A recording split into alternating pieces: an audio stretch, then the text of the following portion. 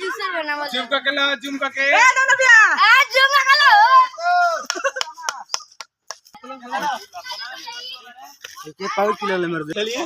हमारे गांव में गिल्ली डंडा का प्रोग्राम हो रहा है, देखिए खेल हो रहा है और साथ में बंटी बबली के साथ प्रोग्राम हो रहा है। जो जीतेगा सील में रखा गया है। जो सभी प्लेयर्स हैं सबको 2-2 वोट दिया गया है। देखिए कैच बोल्ड हो गया।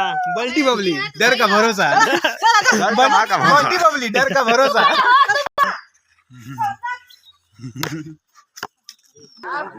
चलो 1 2 3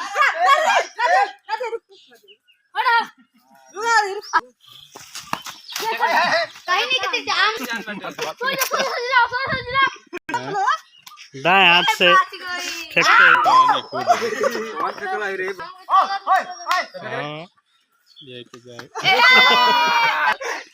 ये बढ़िया मैंने क्या बोला बाहर जाएगा किसके लगा है ना मेरे नीचे से उठे ले बाहर चलो अमला जी खेलवा दम मत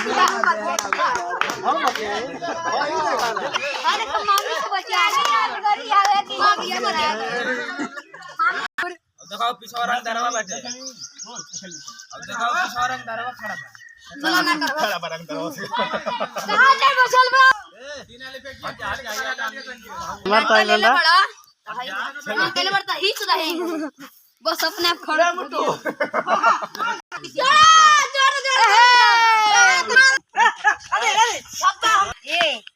अरे मामी से कोई देख मामा